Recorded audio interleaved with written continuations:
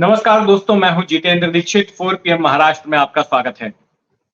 अब तक महाराष्ट्र में बीजेपी पर ही आरोप लगता रहा है कि बीजेपी सत्ता हासिल करने के लिए दूसरी पार्टियों में बगावत करवाती है।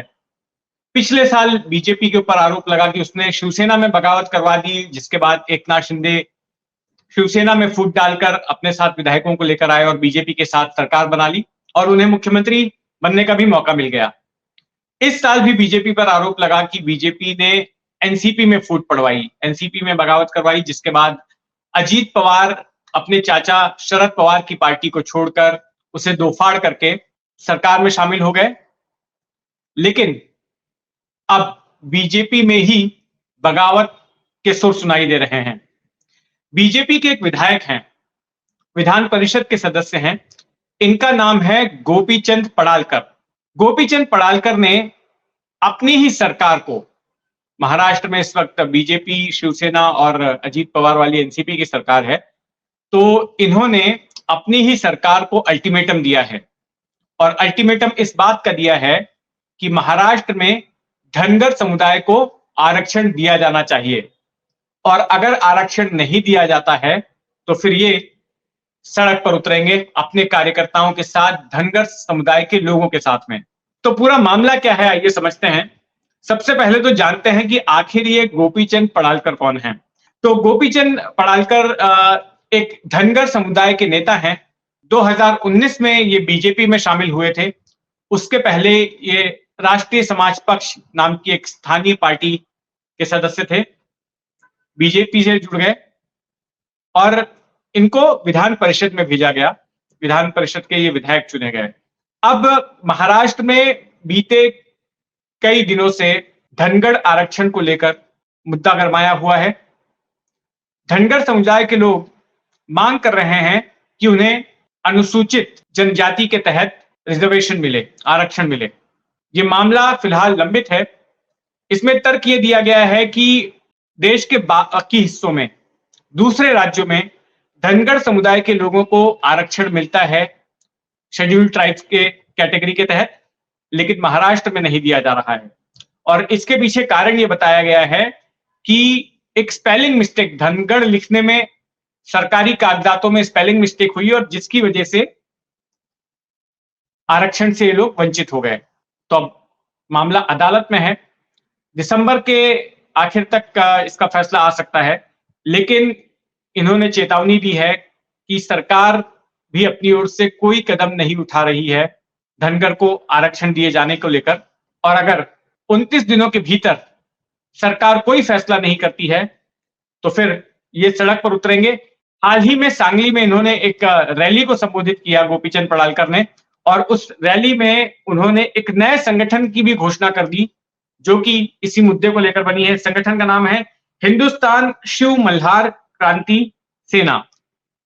तो इन्होंने अपना ये एक संगठन भी बना लिया है और कहा है फिलहाल तो एक गैर राजनीतिक संगठन है, लेकिन अंदर खाने से लोग ये भी कहते हैं कि अगर सरकार नहीं झुकती है, इनकी मांग नहीं मानती है, तो हो सकता है कि पड़ालकर बगावत भी कर दें और इस संगठन को एक राजनीतिक स्वरूप भी दिया जा सकता है। तो एक तरफ जहां महाराष्ट्र सरकार जूझ रही है मराठाओं के आरक्षण को लेकर, 24 तारीख तक का अल्टीमेटम जो है मराठा नेता मनोज जरंगे पाटिल ने दिया है कि 24 अक्टूबर तक मराठाओं को आरक्षण दे दिया जाना चाहिए, नहीं तो 25 अक्टूबर से वो फिर से आमरण अनशन पर बैठ जाएंगे। तो एक उस चक्रव्यूह में उलझी हुई है। और अगर मराठाओं को आरक्षण देती है तो दूसरी तरफ ओबीसी समुदाय के लोग वो खड़े हो गए हैं। उनका कहना है कि अगर आपको मराठाओं को आरक्षण देना है तो दीजिए, लेकिन ओबीसी की कैटेगरी से नहीं देंगे, क्योंकि सरकार ने मान मनोबल करते वक्त इनको आश्वासन दिया था कि मराठाओं को आरक्षण मिलेगा, कुणबी मराठा के तौर पर रिकग्निशन सरकार करेगी और ओबीसी कोटे में इनको आरक्षण दिया जाएगा। लेकिन इसके बाद ओबीसी के नेता वो विरोध के लिए सामने आ गए और उन्होंने कहा कि अगर आपको मराठाओं को आरक्षण देना है तो दीजिए, लेकिन हमारे कोटे से नहीं दिया जाना चाहिए। अब सरकार के लिए मजबूरी ऐसी है कि उसे वर्तमान कोटों में से ही मराठाओं को आरक्षण देना पड़ेगा, क्योंकि सुप्रीम कोर्ट ने 50% आरक्षण की लिमिट तय कर रखी है, तो उस लिमिट को क्रॉस नहीं किया जा सकता। तो ऐसे में सरकार की एक तरफ कुआं है तो दूसरी तरफ खाई है। खुद पंकजा मुंडे वे भी बागी तेवर दिखा रही हैं उन्होंने भी कहा है कि ओबीसी के कोटे में कोई कटौती नहीं होनी चाहिए। तो बीजेपी की नेता होने के बावजूद बीजेपी सरकार की ओर से जो स्टैंड लिया जा रहा है, उसके एक तरह से वो विरोध में खड़ी नजर आई हैं। और हाल ही में उनका एक बयान भी आया कि मुझे नहीं पता कि मेरा आगे राजनीतिक भविष्य क्या है, ऐसा उन्होंने कहा था। और बार-बार उनकी तरफ से इस तरह के फीलर्स आ रहे हैं, इस तरह के हिंट्स आ रहे हैं कि वो पार्टी में खुश नहीं हैं। खास करके 2019 में जब वे विधानसभा चुनाव हारी, तो उसके बाद उन्हें महाराष्ट्र की राजनीति से हटाकर उन्हें केंद्रीय राजनीति में भेज दिया गया, बीजेपी का राष्ट्रीय सचिव बना दिया गया और इस बात से भी वे खुश नहीं हैं। तो लगातार उनकी ओर से इस तरह के संकेत मिलते रहे हैं कि वो पार्टी से खुश नहीं है और कुछ ऐसा कदम उठा सकती हैं जो सभी को चौंका सकता है। ये कोई पहला मामला नहीं है जब बीजेपी से किसी ने बगावत की हो महाराष्ट्र में।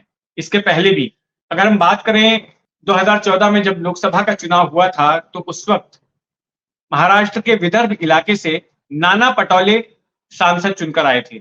लेकिन नाना पटोले ने बीजेपी छोड़ दी, ये कहते हुए कि उन्हें प्रधानमंत्री नरेंद्र मोदी का बर्ताव अपमानजनक लगा, वो बर्ताव उन्हें सही नहीं लगा, अपनी शान के खिलाफ लगा और इसलिए उन्होंने बीजेपी छोड़ दी, बीजेपी से इस्तीफा दे दिया और इसके बाद वे कांग्रेस से आ जुड़े। कांग्रेस में उन्हें विधानसभा का स्पीकर बनाया गया और कुछ वक्त तक स्पीकर रहने के बाद फिर वे स्पीकर पद से हट गए और उन्हें महाराष्ट्र कांग्रेस का अध्यक्ष बना दिया गया। तो फिलहाल महाराष्ट्र कांग्रेस के अध्यक्ष नाना पटोले ही हैं। नाना पटोले के अलावा एक और बड़े नेता ने बीजेपी से बगावत की। ये नेता है एकनाथ खड़से। एकनाथ खड़से बीजेपी के एक दिग्गज नेता हुआ करते थे और 2019 में जब शिवसेना बीजेपी गठबंधन चुनाव जीतकर आया और जब नामों की चर्चा होने लगी कि कौन मुख्यमंत्री हो सकता है, देवेंद्र फडणवीस के नाम के ऐलान के पहले की मैं बात कर रहा हूं, तो रेस में एकनाथ खड़से भी थे, इनका भी नाम चल रहा था, लेकिन इनको दरकिनार किया गया। ये जमीन घोटाले में भी इनका नाम आया और ये साइडलाइन किए जाते रहे और फिर अब से 2 साल पहले इन्होंने बीजेपी छोड़कर एनसीपी को ज्वाइन कर लिया। तो इससे पहले भी बीजेपी में बागी सुर सुनाई पड़े हैं और गोपीचंद पड़ालकर का जिस तरह का बयान आया है और जो उनके तेवर हैं, उससे लग रहा है कि वे भी बगावत कर सकते हैं अगर धनगर आरक्षण के मामले में सरकार कोई पुख्ता कदम नहीं उठाती है। तो फिर इस मामले को लेकर आगे जो कुछ भी होता है उस पर हमारी नजर बनी रहेगी। आप भी अपनी नजर बनाए रखें 4 PM महाराष्ट्र पर। धन्यवाद।